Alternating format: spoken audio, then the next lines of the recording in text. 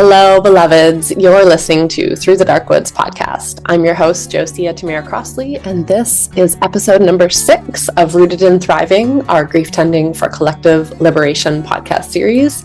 And today we are going to be talking about business models for liberation, the realities of making a living in this sacred work. Is it possible to do what you love and thrive? And the answer is yes, and we're going to talk about how. Specifically, we're going to discuss how to build a practice around this work that actually sustains you, how to let people know you exist without feeling like you're selling your soul and the soul of the work. So we're going to be talking about, yes, I'm going to use this very taboo word, marketing.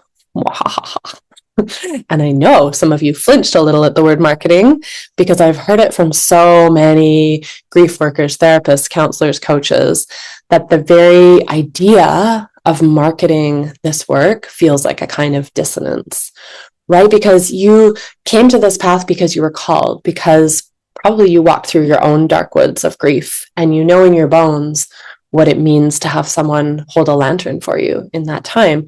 And so the idea of turning that into a business or marketing can feel gross. And marketing can be gross, right? We've all seen it and felt it, the sleazy door-to-door vacuum salesman vibe. And that has very much translated into the online world in the last, I would say, 15 years. So there's a lot of gross marketing out there, right? But here's what I want to offer you today. There's a way to build a sustainable livelihood as a grief tender that doesn't require you to betray the work or sell your soul. And in fact, done with integrity, your marketing becomes an extension of the sacred service of the work itself.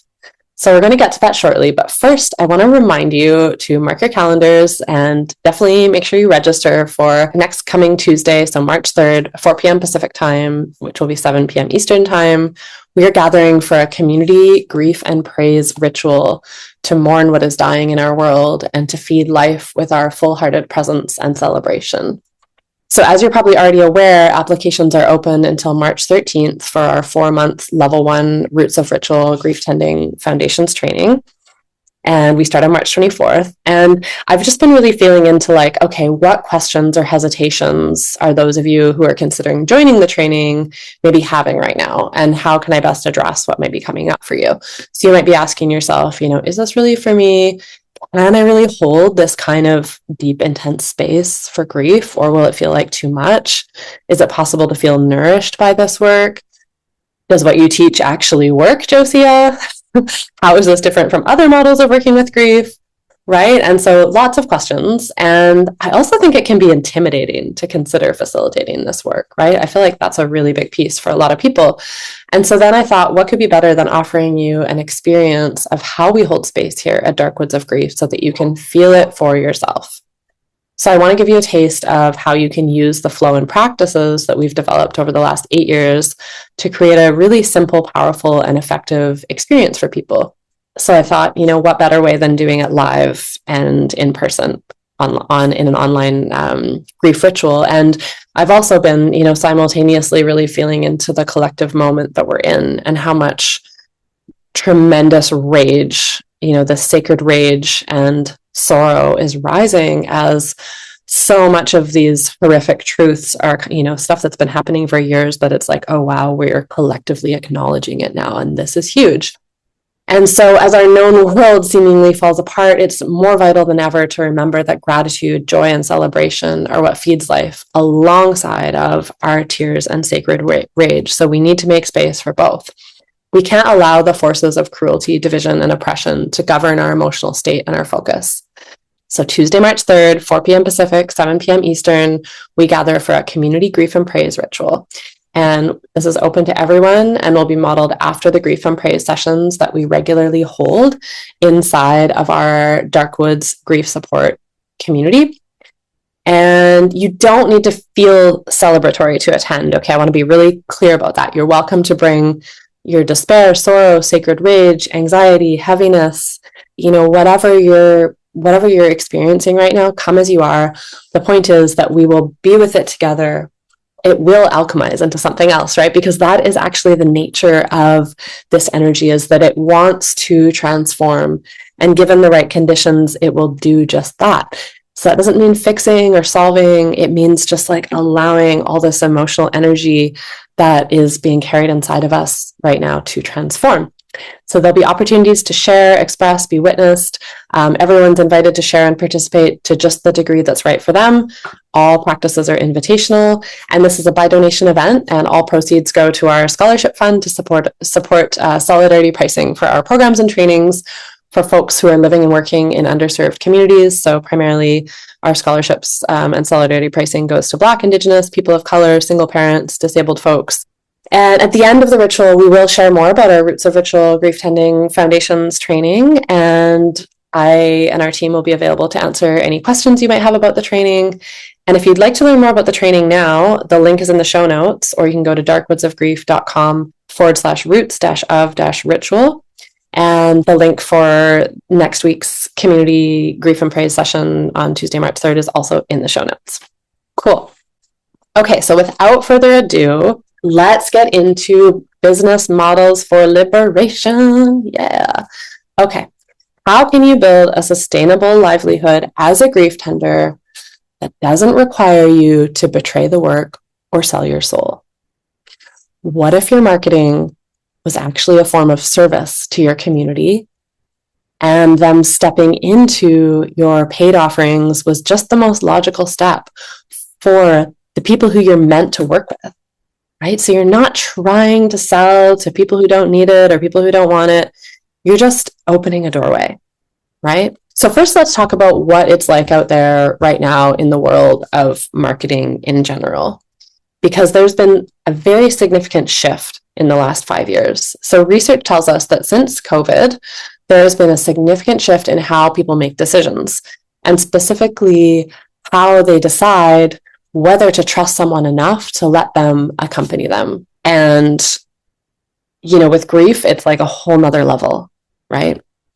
So if you've ever studied marketing in any form, you've likely heard of the rule of 7. So this old marketing idea that a person needs to encounter your name or your work about 7 times before they'll reach out to you, book a session, or invest in a program. So 7 touch points, 7 moments of contact. But what current research is showing us now is that 7 is nowhere near enough, right? Studies from 2024 and 2025 are putting the average number of meaningful interactions someone needs before they'll purchase a service at somewhere between 20 and 30. And that is average across all industries. So I really think, for high trust services like the kind of transformational work that we do, it climbs much higher than that, right? So think about what that means for grief work specifically, right? This isn't somebody buying a supplement or signing up for a fitness app. This is someone considering whether to let another human being accompany them into the most tender, undefended places inside of themselves. This is someone deciding whether it's safe enough to finally let the grief that maybe they've been carrying for years actually move through them. And the trust required for that is profound. And trust does not happen in 7 small touch points. It doesn't happen because you've written a great bio or have a beautifully designed website, right? Trust builds slowly. Here's the other shift happening alongside this. People are not moving through a predictable linear path toward you as a practitioner anymore. They're not seeing your ad on Monday, visiting your website on Wednesday, and booking a call on Friday. Okay. Instead, it's more like they're listening to 5 episodes of your podcast in one sitting on a Sunday afternoon. They're reading through 2 years of your writing at midnight when something finally breaks open in them. They're forwarding your content to a friend, coming back 6 months later, and then maybe they sign up for your free workshop at that point. So there's this kind of style of binging our work, right? And when someone can binge your work, they're not just gathering information about you, they're actually spending time in your presence, right? They're learning the texture of how you think. They're feeling whether they're safe with you. So they're sensing whether this is someone who really understands. And for those of us doing grief work, this changes everything about how we think about our presence in the world, right? Every interaction matters, and we need to be available for more. So if it takes 20, 30, or sometimes 50 or more meaningful encounters before someone will trust you enough to invest deeply, what does that actually look like in practice? How do you create that many touch points without burning out, right? Without just having to constantly feel like you're on this like hamster wheel of content creation that feels hollow, right? We don't want that. And so this is where I want to introduce what I think of as like a teaching model for grief tenders. And this is really important because it's where your marketing actually becomes a sacred service for the world. And I learned this model from one of my first business mentors many years ago, but I think it's still super effective, if not more so these days. And the premise is simple. You don't need to be an expert, okay? You speak from, teach from what you love most about what you do, okay? And that teaching is your marketing. What you love, what you know. So it's not content about grief in the abstract, listicles, 5 signs that you're avoiding your grief, or motivational quotes or poetry over beautiful photos, though, those can be nice sometimes too. There's nothing wrong with that. But I'm talking about like genuinely sharing and teaching from your heart. So you share the part of this work that lives deepest in you, the framework or the practice or the understanding that when you discovered it, it changed how you held everything, right? So for some of you, that might be the initiatory nature of grief, the idea that loss is not a problem to be solved, but a passage to be entered. For others, it might be the body's role in grief, the somatic intelligence that knows things that the mind can't articulate. For others, it might be the communal dimension, right? The way our culture has privatized grief and what it looks like to return it to the collective. And for others, it might be the mythological layer, the underworld traditions, the stories that have always held this territory. And if you've been following me for a while, then you've definitely seen me teach about these things, but there's so much more that I haven't even scratched the surface of yet, right? Because the field of grief work it's so vast, and like everybody's experience of grief is actually totally different. And then there's like kind of affinity groups within grief of like different types of grief that people have experienced, right? And so your journey is going to be unique, and where you can share from and teach from is going to be totally unique to you. And so you'll likely find your niche within the niche. So grief work is a niche, but you're going to have a niche within the niche as you step deeper into the work. And whatever it is for you, that is where you teach from. And when you teach it regularly, when you teach it and share it regularly over time, something amazing happens, right? People don't just learn from you, but they start to trust you because you're not performing, right? You're not even trying to be an expert. You're sharing from your heart. And there's a difference that people can feel. And in grief work, especially, the felt sense of someone's authentic relationship to this material is everything, right? And each piece, each offering you make is a touch point. So every time you make it, maybe it's a podcast episode, or maybe it's email, maybe it's a Substack, maybe it's a workshop where you let people experience your way of being with this territory. And every time someone encounters you and is like, oh yeah, I feel felt, I feel got through your sharing, that's trust building. And here's the thing that I think is actually really exciting about this model, especially for those of you who are already, facilitators of some kind, or therapists or counselors or coaches, or those of you who have just, traveled deeply through your own grief journey. You already have the foundation for this, right? What you might not have, though, yet is a body of grief-specific teaching to draw from, a coherent framework, a language for this work that is distinct and deep enough that when you teach from it, people can feel it. And so that's where specialized training changes the game entirely. So there's a particular challenge I see with helping professionals who come into grief work through the back door, right? Or like, as Frances Weller calls it, the rough initiation, which is honestly probably most of us, right? You come to it maybe through counseling or social work or coaching or nursing, and somewhere along the way, grief found you, it called you, right? Probably through a personal experience that you had, and you followed it. And maybe you ended up working in the field with death work, or, maybe clients started coming to you who are grieving. But when it comes to building a practice around this work, and especially when it comes to teaching from it, many practitioners that I talk to describe kind of like a freeze there, right? They have a patchwork of training pieces from different traditions and modalities. And while it does all inform how they sit with clients, it doesn't necessarily kind of cohere into something that they can teach from with confidence. And people can feel that when you have a genuine methodology, a deep lineaged framework for holding grief, something shifts. Suddenly you have an infinite well to draw from, and you can return to the same territory from different angles, and it never gets thin because there's so much there, right? And you also get a sense of credibility and authority, right? And when you teach from that, people know they can feel the roots under your words. So this is really where a training like the Roots of Ritual Grief Tending Foundations training can serve you in just like, now you have structures, skills, lineage, this credibility, and I think it makes it a lot easier, stepping out of a training like this. And now you have a community of support behind you as well, of other people doing this work. And so then to step into the next phase of bringing your work into the world, it's just the natural next step, right? So practically speaking, because we're talking about marketing right now, we're talking about, maybe have the free content that you're putting out into the world in whatever way, shape, or form. And we're going to get more specific in a moment.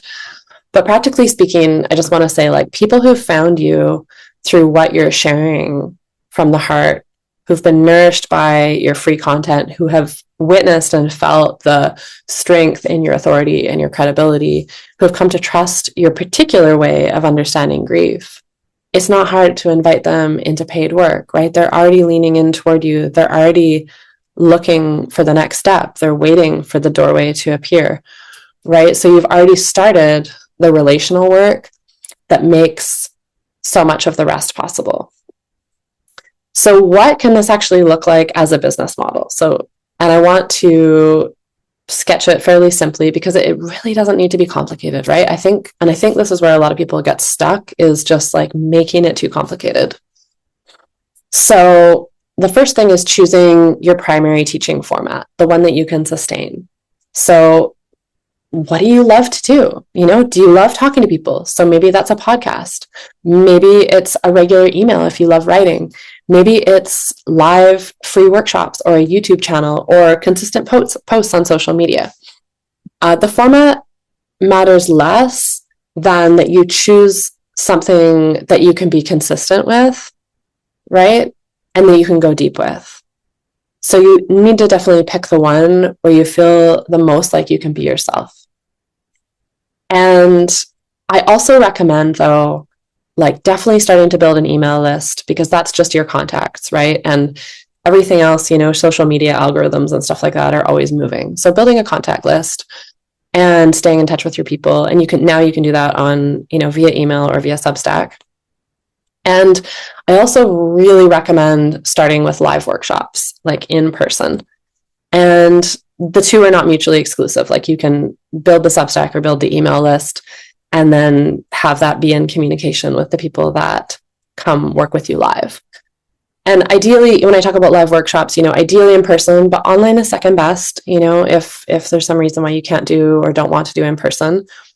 But when you offer live workshops, it's such a beautiful model because you will receive instant feedback, and also because it creates the warmest room, right? Like people can feel you deeply when you're live in person. And if you're showing up authentically, then that just translates into deeper trust. And so once you identify the model that you're going to work with, then you identify your teaching territory, right? Your sharing territory. Where are you going to share from? What are you going to share about? What is the piece of grief work that you could sit down with someone and talk about endlessly? What do you understand about this territory that not everybody does? And I'd suggest writing these questions down. So what is the piece of grief work that you could talk about endlessly? What do you understand about this territory that not everybody does? What's the thing that you wish every grieving person knew? Start there, right? Start there. You don't need to be an expert. You just need to be willing to talk to people in a real way about the experience that they're having, the experience that you know about, right? And you can let it evolve as you go deeper, right? So the more you learn, the deeper you'll be able to go and the deeper you'll be able to take people. And so your free content creates the trust, right? Your paid offerings are how people go deeper with you. And the line between them, it's not a wall. It's not this like big wall you have to get through, right? It's just a threshold. It's just a doorway. It's like a natural next step. And people cross it when they're ready, right? Because you've already shown them what lives on the other side. It's just a natural next step, right? So you're not trying to force anybody across the threshold. You're not trying to push people. You're just inviting and inviting and inviting, right? And it feels good to be invited. It's not gross. It's a good feeling. It's like, oh, thank you, right? So if we can come to our marketing from that way of sharing as sacred work, sharing as a part of the sacred work, right? Marketing as a part of the sacred work, and then just the invitation to take the next step, right? Nothing sleazy about that. It's consent-based, okay? And this is where I actually want to share something that I think is really important and is one of the most beautiful gifts of specializing in grief work specifically. Grief belongs in community. It always has, right? So people are like one-on-one work is profound, but there is something about being in community with grief and to be able to invite people into community that is so powerful. So when you begin to offer group work, right, whether that's a grief circle, a workshop series, a seasonal gathering, it's not just a savvy business decision, right? But it is also that. But you're actually restoring something. And then from a purely practical standpoint, moving from one-on-one work to one-to-many is how this work becomes sustainable for you also, right? So instead of trading an hour for an hour, one person pays you, for an hour of your time, you're offering one gathering to maybe 10 or 15 or 20 people at once. And so your income actually scales, right? How much you can receive per hour scales, how many people you can reach scales, and the work itself actually becomes more potent for it because grief in the presence of others who are also grieving with a strong structure and model to support that does something that a private session will never do, right? And so it's like win-win, win-win-win. And I really believe that we're in a moment in time where it's like all hands on deck. We need as many people doing this work as possible. And we need you not just doing it, we need you to be thriving. We need you to be supported by the work. And yeah, so I think this is an incredible model.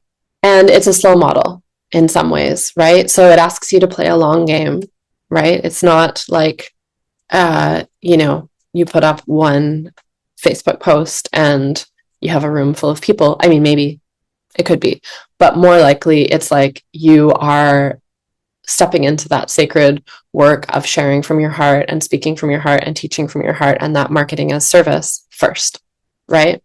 And it's so sustainable to do it this way, right? Because you're generating engagement naturally, right? From the overflow of your actual relationship with this work, right?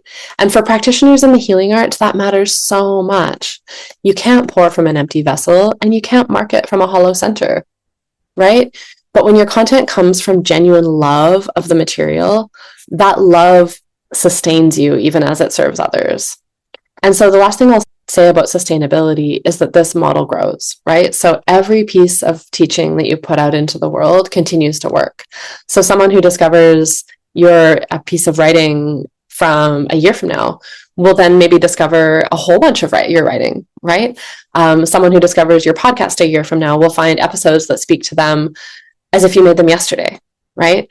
And a body of teaching accumulates. So it builds, and it is, in the sense, a practice, right? It's a kind of practice, something tended over time and deepening with age. So we're talking long game, But I want to talk about like, how do you bring money in like right away, right? Because I know that, for many of you, that might be the case, is like you're wanting to leave a soul sucking job, or maybe you're wanting to shift your practice from one-on-one to more of a group model sooner than later, right? And so you actually need, you need your business model to start sustaining you sooner than later. And so I want to share with you this really powerful strategy.